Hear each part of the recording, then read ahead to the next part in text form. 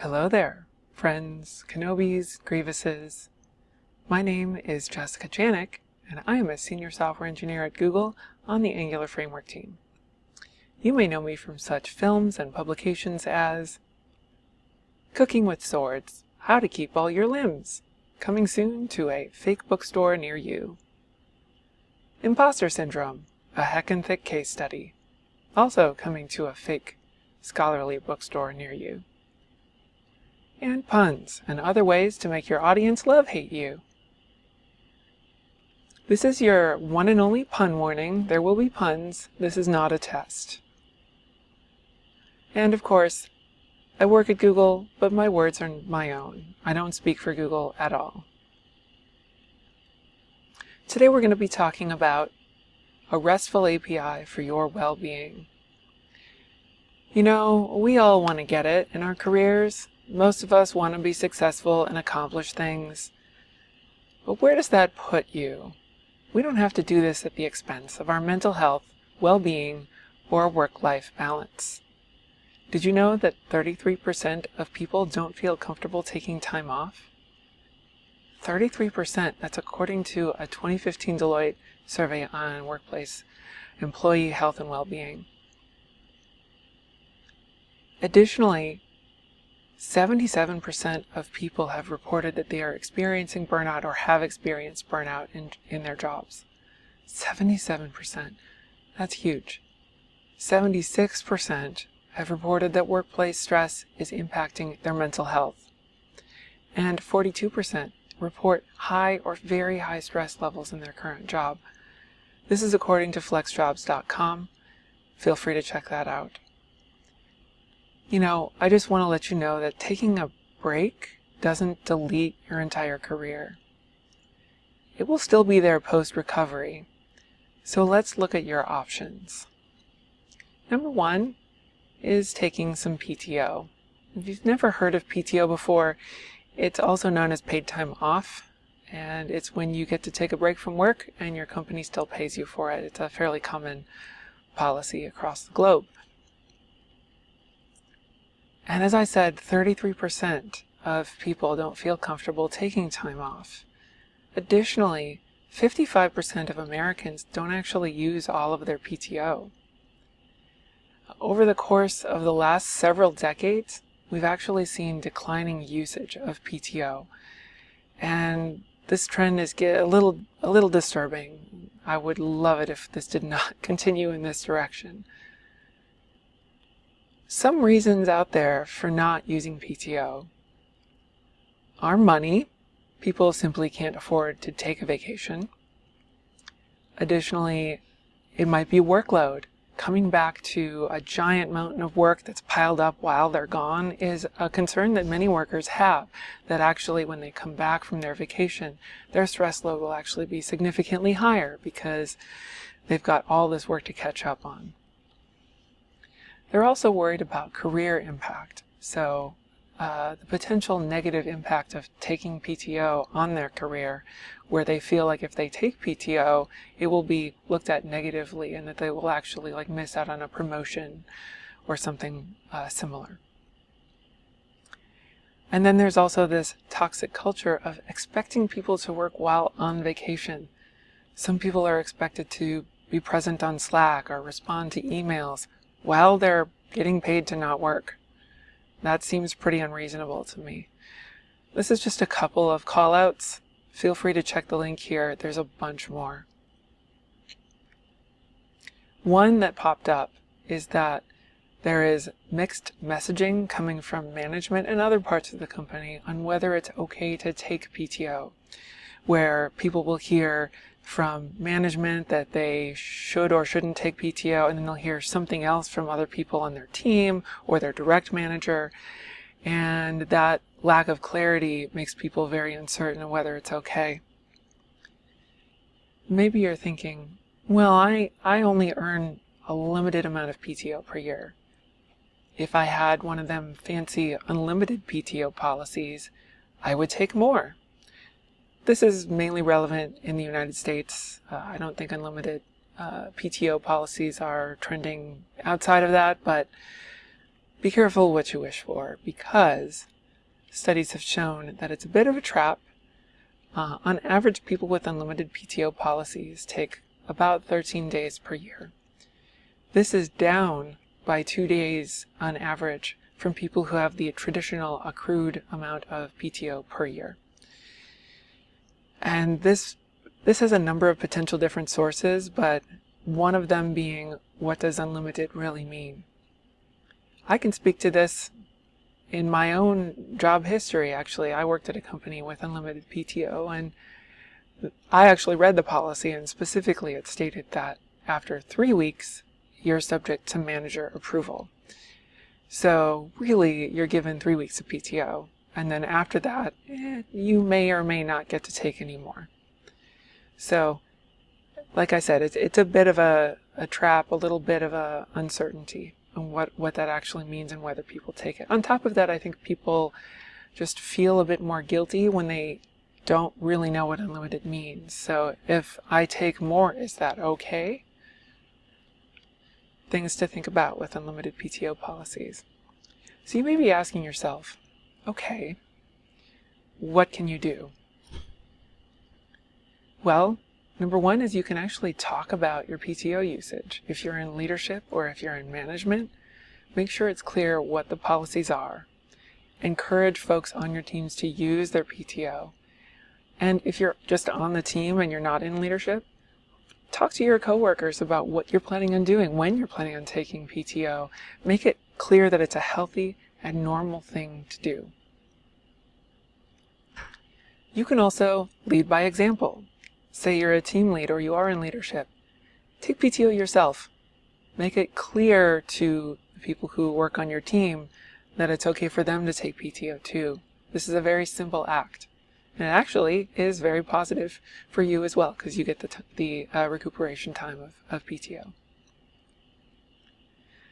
You can also talk to your manager. So if you are one of those folks that are really worried about that piling up of work while you're out, you deserve the time to rest and recuperate without that stress of coming back. So talk to your manager so that they're aware of this concern and that you actually have someone helping you and covering you so that it isn't so stressful when you come back, that your work has been handled by somebody while you're gone.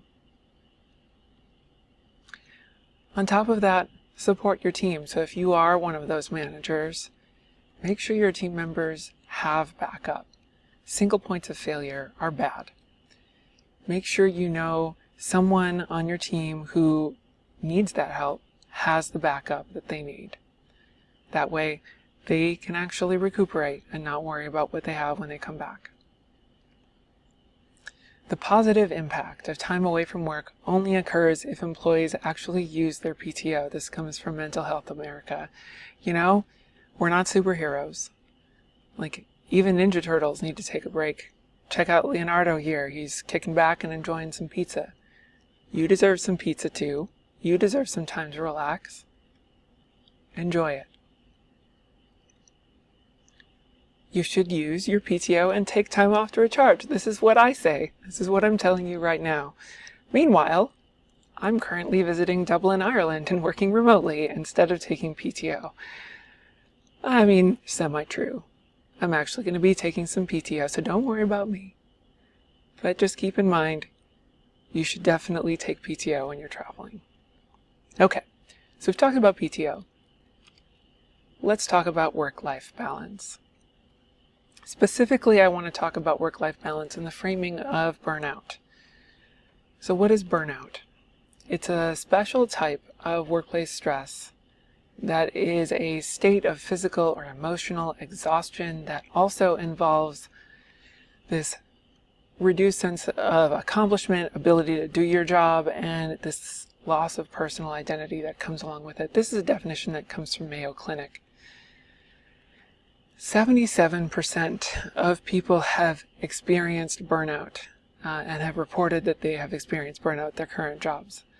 That's giant. No one is immune to it either. So if you're feeling like, oh, well, maybe if I was more passionate. People who report that they're passionate about their work, 64% of them say that they're also feeling the same amount of stress. 84% of millennials are reporting burnout, and this is 7 to 8% higher than the rest of the population. So this means that millennials seem to be disproportionately affected by burnout issues. 91% have said that unmanageable stress affects their work quality, and 83% say workplace stress affects their interpersonal relationships. This is both inside and outside of work. That means that this isn't just a work issue. This is a holistic issue where it affects your whole life, your family, your friends, and your work colleagues. So it is not something to be ignored. On top of that, 95% of HR professionals cite burnout for attrition, for people leaving their roles. That's a pretty high statistic. So burnout is a pretty serious issue that we have to be concerned with. So what are some sources of burnout? Well, like before, pay is a concern. People feel like they're underpaid, and therefore that contributes to a sense of burnout. On top of that, they feel like they have a really high workload. So the classic underpaid and overworked. Additionally, long working hours. This is particularly a concern in startup land. If you've ever worked for a startup and there's a certain pressure to work long hours so that you can get that sweet payout in the end. But in truth, that only just leads to burnout and unhappy workers. On top of that, a toxic culture with unreasonable expectations. So this is very similar to what I just mentioned with startups. Startups can be fairly toxic, but it doesn't have to only happen at a startup. If there's unreasonable expectations about when you can deliver, maybe you have to deal with crunch in your particular role, this is just an unreasonable expectation. Everyone deserves some time to recuperate, and they shouldn't have this as the normal part of their job. Definitely check out this Toner Buzz link here. There's a number of statistics in there that just was hugely eye-opening and really saddening about the state of burnout in our world right now. It's very shocking reading some of them. It's like navigating a mine turtle field. You don't want to have to navigate that while you're at work, dodging burnout. So if you're already experiencing burnout symptoms, definitely consider taking some time off. It's really the only way to recuperate once you've already started to feel burnt out.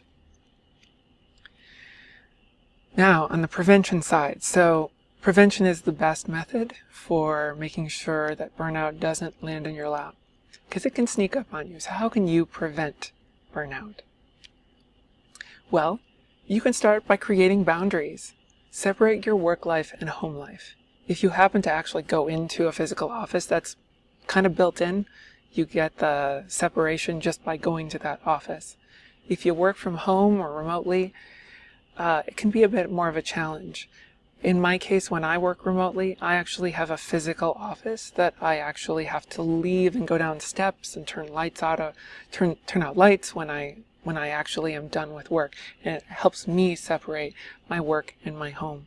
Even just having a routine that you do every time you leave work can help separate work and home. Next thing is pretty critical. Disable your notifications. When you're done with work, there is no reason for you to have to respond to those emails or Slack messages. You're done with work. You don't have to. If you disable those notifications, don't worry, the email will still be there tomorrow. The notification will be there when you sign in the morning.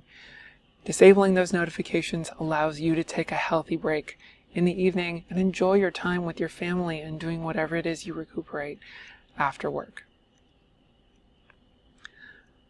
Another item is personal activities, hobbies, family time, friends. I'll talk a little bit about hobbies in a second, but it's very rare that people can actually do the same thing that they do for their day job in their off hours. For some people, they thrive, say, coding on personal projects outside of work and inside of work. For me, I know that doesn't work for me. I need to do other things. And that's okay if you need to do other things too. You don't have to do the same thing for your job. and for your free time. In fact, some of the worst advice I've ever been given is that if you are not coding in your free time, and you're in the wrong field. That's just patently not true. Everyone needs time away from their work mindset in order to recover. So enjoy that time with your family, your friends, doing things outside of work. You can also be a champion on your teams for healthy work-life balance. Encourage other people to disconnect, be it on your team or in your personal life.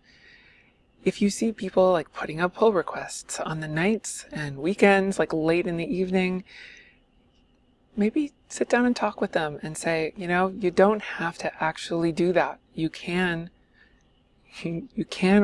contribute those PRs the next day or the next working day. It's okay. The expectation is not there, just so that you can make it clear to them that you're worried about them burning out as well. And of course, support your team. Sometimes people just need to know that they're not alone. Maybe they feel this pressure, and just being a safe space to talk to them can be hugely important, to have someone that they trust. Let them know that it's okay. They don't have to feel this pressure. And of course, lastly, when all else fails, if for some reason that toxic culture is still there, or the pressure is legitimately being put on you by management or whatever aspect of the place you work at, consider walking away. There are other jobs that will give you better expectations, healthier work-life balance choices. So please consider that. Anecdotally, I mentioned earlier hobbies. I have a lot of hobbies I turn to in order to recharge, and one specific one I want to share has been very fulfilling for me, and that is building an astromech droid and building my own R2-D2, like you do. But this project has been going on for a long time for me, and particularly recently it's been very rewarding and rejuvenating for me. And it's something I can dive into that's not work-related on the weekends, that really brings me joy, and I get something fun out of the end of it that I can share with the world. So spending time working on it helps me stave off burnout. So hobbies are great things. All right, so we've spent this time, we've talked about work-life balance, we've talked about burnout. Let's talk about some API response codes that will come along with this whole well-being and healthy work-life balance. I want you to know that having hobbies, setting boundaries, and taking care of yourself is not forbidden.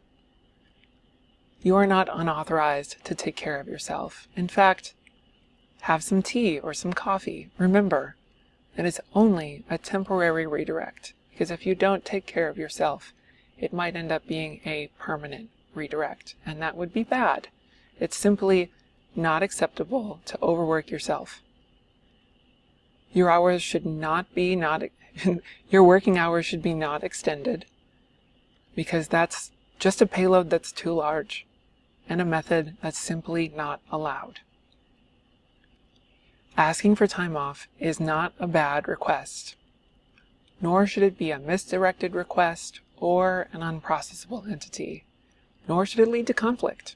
If your manager treats these requests that way, you should be gone. There are other jobs and better jobs where you don't have these kinds of toxic expectations. You are not locked in to this position, and you deserve better. If they ask you to stay, please let them know that you've moved permanently and that your decision to leave is not modified. Everyone deserves a timeout from work. Remember, if your rest is not implemented, you'll end up with too many requests and insufficient storage for all of that stress, which can lead to a failed dependency, your health and your well-being. And we certainly don't want you to end up with an internal server error.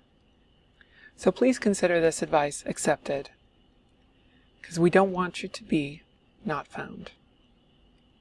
I urge you to request a timeout, and that some length is required. It can't just be 1 or 2 days, because 1 or 2 days is a range that's not satisfiable.